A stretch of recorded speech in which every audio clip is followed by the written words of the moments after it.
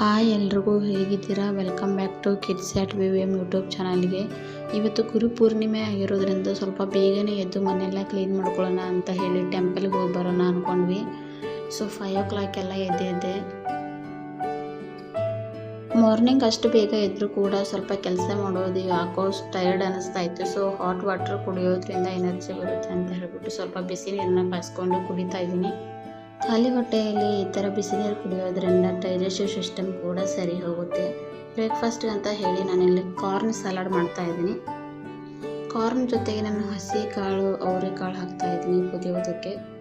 ಸ್ವಲ್ಪ ಬಾಣಲಿಗೆ ಎಣ್ಣೆ ಹಾಕಿ ಜೀರಿಗೆ ಹಾಕಿ ಕರಿಬೇವು ಹಾಕ್ತಾ ಇದ್ದೀನಿ. ಹಾಗೆ ಆನಿಯನ್ ಕೂಡ ಫ್ರೈ ಮಾಡ್ಕೊತಾ ಇದ್ದೀನಿ. ಅದ್ರ ಜೊತೆಗೆ ನಾನು ನೈಟ್ ಟೈಮ್ ಮೊಳಕೆ ಬರೆಸಿದ ಕಾಳುಗಳಿತ್ತು, ಅದನ್ನು ಹಸಿ ವಾಸನೆ ಹೋಗೋವರೆಗೂ ಅಂತ ಹೇಳಿಬಿಟ್ಟು ಹುರ್ಕೊಳ್ತಾ ಇದ್ದೀನಿ. ಕಾರ್ನ್ ಮಾತ್ರ ಹಾಕಿ ಸಲಾಡ್ ಮಾಡಿದರೆ ಚೆನ್ನಾಗಿರಲ್ಲ ಅಂತ ಹೇಳ್ಬಿಟ್ಟು ಮೊಳಕೆ ಬರೆಸಿದ ಕಾಳನ್ನ ಹಾಕಿ ಈ ಥರ ರೋಸ್ಟ್ ಮಾಡಿ ಸಾಲ್ಟೆಡ್ ಆಗಿದ್ರೆ ಚೆನ್ನಾಗಿರುತ್ತೆ.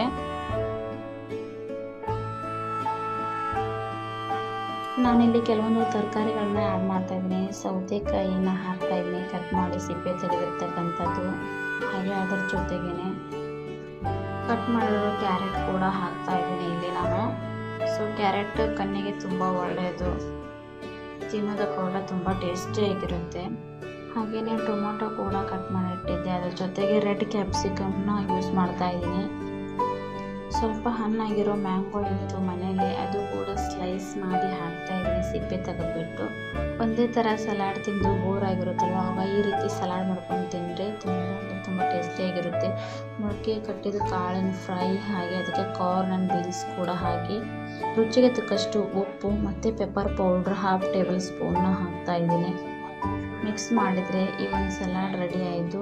ಅದಕ್ಕೆ ಕೊತ್ತಂಬರಿ ಕೂಡ ಆ್ಯಡ್ ಮಾಡ್ಕೊಳ್ತಾ ಇದ್ದೀನಿ ನಾನಿಲ್ಲಿ. ಕ್ಯಾರೆಟ್ನ ಸ್ಟೀಮ್ ಅಥವಾ ಬಾಯ್ಲ್ ಮಾಡಿ ಕೂಡ ಹಾಕೊಳ್ಬೋದು.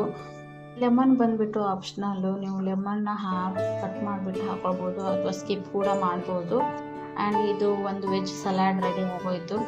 ಇದು ಹೆಲ್ತಿ ಕೂಡ.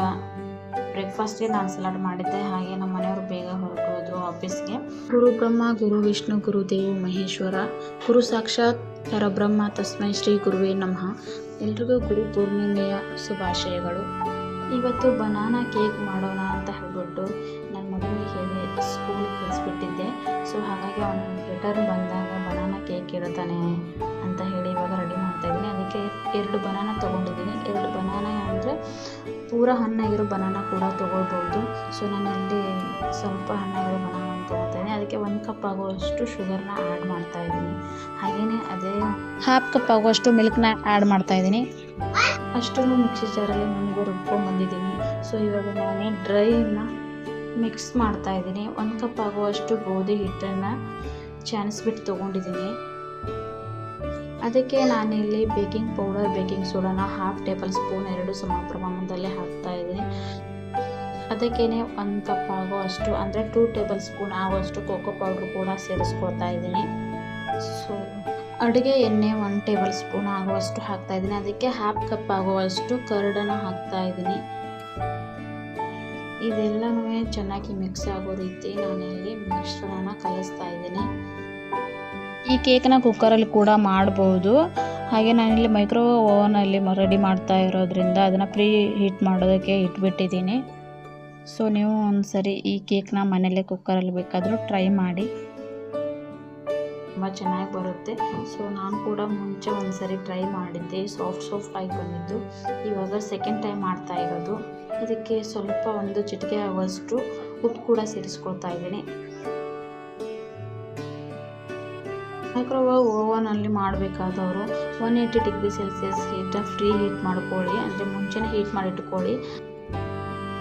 ಇದನ್ನು 30 ಮಿನಿಟ್ಸ್ನ ಕುಕ್ ಮಾಡಬೇಕಾಗುತ್ತೆ.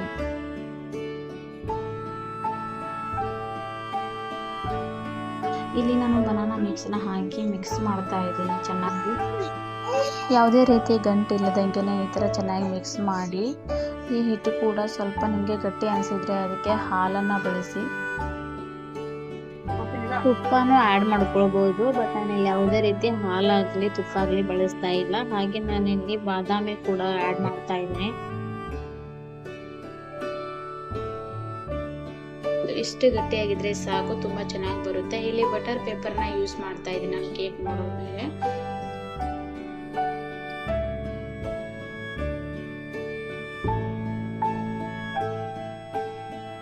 ಮುಂಚೆನೇ ಫ್ರೀ ಹೀಟ್ ಮಾಡೋಕ್ಕೆ 5 ಮಿನಿಟ್ಸ್ ಇಟ್ಬಿಟ್ಟಿದ್ದೆ ಓವನ್ನ. ಇವಾಗ ಅದಕ್ಕೆ 30 ಮಿನಿಟ್ಸ್ ಅಥವಾ 35 ಮಿನಿಟ್ಸ್ನ 180 ಡಿಗ್ರಿ ಸೆಲ್ಸಿಯಸ್ನಲ್ಲಿ ಇಡ್ತಾ ಇದ್ದೀನಿ. ಸೊ ಯಾವ ರೀತಿ ಕುಕ್ಕಾಗಿ ಬರುತ್ತೆ ಅಂತ ಹೇಳಿ ನೀವೇ ನೋಡ್ಬೋದು. ನಾವೇನಾದರೂ ಸ್ವೀಟ್ ತಿನ್ಬೇಕನ್ಸಿದ್ರೆ ಅಥವಾ ಈ ಥರ ಕೇಕ್ ಎಲ್ಲ ತಿನ್ಬೇಕನ್ಸ ಹೇಳಿದ್ರೆ ಮನೇಲೇ ಮಾಡಿಕೊಂಡು ಆರಾಮಾಗಿ ತಿನ್ಬೋದು. ಹೊರಗಡೆ ತಿನ್ನೋ ಅವಶ್ಯಕತೆ ಇರೋಲ್ಲ. ಈ ಥರ ಎಲ್ಲ ಕಲತ್ ಬಿಟ್ಟರೆ ಮಕ್ಕಳು ಇರೋ ಮನೇಲಂತೂ ಏನಾದರೂ ತರ್ತಾ ಇರ್ತಾರೆ, ಬಿಸ್ಕಿಟು, ಕುಕ್ಕೀಸು, ಡೋನಟ್ಸ್ ಅಂತ ಹೇಳ್ಬಿಟ್ಟು. ಸೊ ಈ ರೀತಿ ಒಂದು ಮಾಡಿಕೊಟ್ರೆ ಮಕ್ಕಳು ಖುಷಿಯಾಗಿ ತಿಂತಾರೆ. ಇವಾಗ ನಾವು ಮಾಡಿರೋ ಬನಾನಾ ಕೇಕ್ ರೆಡಿಯಾಗಿದೆ. ನೀವು ನೋಡ್ಬೋದು ಸ್ಪಂಜಿ ಆಗಿ ಎಷ್ಟು ಚೆನ್ನಾಗಿ ಬಂದಿದೆ ಅಂತ ಹೇಳ್ಬಿಟ್ಟು. ಇದೇ ರೀತಿ ನೀವು ರೌಂಡ್ ಶೇಪ್ ಬೇಕಿದ್ರೆ ರೌಂಡ್ ಪಾತ್ರೆಯಲ್ಲಿ ಕೂಡ ನೀವು ಕುಕ್ಕರಲ್ಲಿ ಮಾಡಿ ನೋಡಿ, ತುಂಬ ಚೆನ್ನಾಗಿ ಬರುತ್ತೆ. ಹಾಗೇನೆ ನಾವು ಇವತ್ತು ಟೆಂಪಲ್ಗೆ ಹೋಗ್ಬೇಕಂತ ಅನ್ಕೊಂಡಿದ್ವಿ. ಸಾಯಂಕಾಲ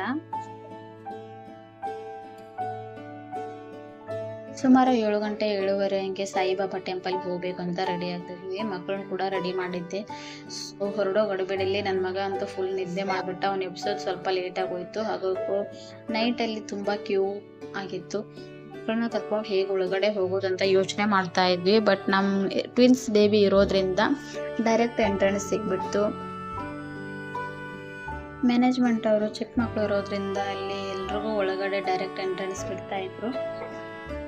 ನಮಗೂ ಕೂಡ ಅದೇ ರೀತಿ ಒಳಗಡೆ ಬಿಟ್ಟರು.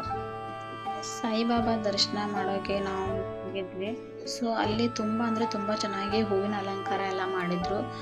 ಪ್ರತಿಯೊಂದು ಹೆಜ್ಜೆಗೂ ಕೂಡ ಹೂವಿನ ಅಲಂಕಾರ, ಹಾಗೆ ಲೈಟಿಂಗ್ಸ್ ಕೂಡ, ತುಂಬ ಡೆಕೋರೇಷನ್ ಎಲ್ಲ ಅಂತೂ ಕಣ್ಣು ತುಂಬೋಗಿತ್ತು ನನಗೆ.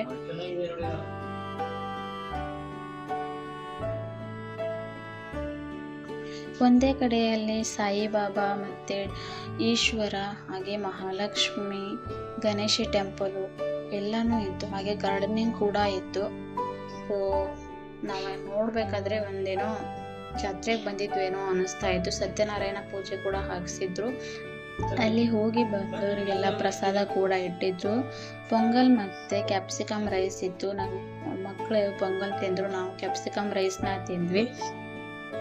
ನಾವೇನೋ ಅಲ್ಲೇ ಟೆಂಪಲಲ್ಲಿ ತಿಂದು ಬಂದ್ವಿ. ಬಟ್ ನಮ್ಮ ಮನೆಯವ್ರಿಗೆ ಮನೇಲಿ ಏನಾದರೂ ಸ್ವೀಟ್ ಮಾಡೋಣ ಅಂತ ಹೇಳಿಬಿಟ್ಟು ಕಡಲೆ ಬೇಳೆ ಮತ್ತು ರೈಸ್ನ ಹುರಿದು ಒಂದು ಪಾಯಸ ರೀತಿ ಮಾಡೋಣ ಅಂತ ಹೇಳಿ ಮಾಡ್ತಾ ಇದ್ದೀನಿ. ಎರಡನ್ನೂ ಚೆನ್ನಾಗಿ ಬ್ರೌನ್ ಕಲರ್ ಆಗೋ ಹುರಿದ್ಬಿಟ್ಟು 2 ಗ್ಲಾಸ್ಗಳಷ್ಟು ವಾಟರ್ನ ಹಾಕ್ತಾ ಇದ್ದೀನಿ. 2 ರಿಂದ 3 ವಿಸಿಲ್ ಹಾಕಿಸ್ಬೇಕು. ಬೇಳೆ ಮತ್ತು ರೈಸ್ ಎರಡೂ ಕೂಡ ತುಂಬ ಚೆನ್ನಾಗಿ ಬೆಂದಿರುತ್ತೆ. ಅದಕ್ಕೆ ನಾನು ಒಂದು ಕಡೆಯಲ್ಲಿ 2 ಕಪ್ ಆಗುವಷ್ಟು ಬೆಲ್ಲನ ತೊಗೊಂಡಿದ್ದೀನಿ. ಅದಕ್ಕೆ 1/2 ಕಪ್ ವಾಟರ್ ಹಾಕಿಬಿಟ್ಟು ಚೆನ್ನಾಗಿ ಕುದಿಸ್ತಾ ಇದ್ದೀನಿ. ನನ್ನ ಮಗಳು ಕೂಡ ಬಂದು ಅಲ್ಲಿ ಮೇಲೇ ಕುತ್ಕೊಂಡಿದ್ದಾಳೆ. ಅವಳು ವಾಟರ್ ಕುಡಿತಾ ಇದ್ದಾಳೆ. ನಾನು ಏನು ಮಾಡ್ತಾ ಇದ್ದೀನಿ ಅಂತ ಯೋಚನೆ ಮಾಡ್ತಾ ಇದ್ದಾಳೆ. ಇನ್ನೊಬ್ಳು ಮಲಗಿದ್ಲು.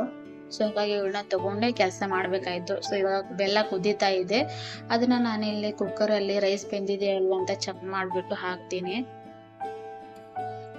ರೈಸು ಬೇಳೆ ಕುದ್ದಿಲ್ಲ ಅಂತ ಹೇಳಿದರೆ ಇನ್ನೊಂದು ವಿಸಿಲ್ ಕೂಡ ಹಾಕಿಸ್ಬೋದು. ಸೊ ನಾನಿಲ್ಲಿ ಬೆಲ್ಲ ಕುದಿದೆ, ಅದನ್ನು ಸೋದಿಸ್ಬಿಟ್ಟು ಹಾಕ್ತಾ ಇದ್ದೀನಿ, ಕಲ್ಲೆಲ್ಲ ಇರುತ್ತೆ ಅಂತ ಹೇಳಿ.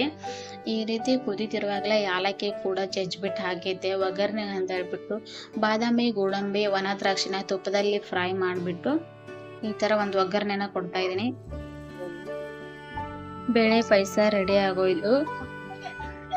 ನೀವು ಕೂಡ ನಿಮ್ಮ ಮನೇಲಿ ಈ ರೀತಿ ಬೇಳೆ ಪಾಯಸನ ಟ್ರೈ ಮಾಡಿ.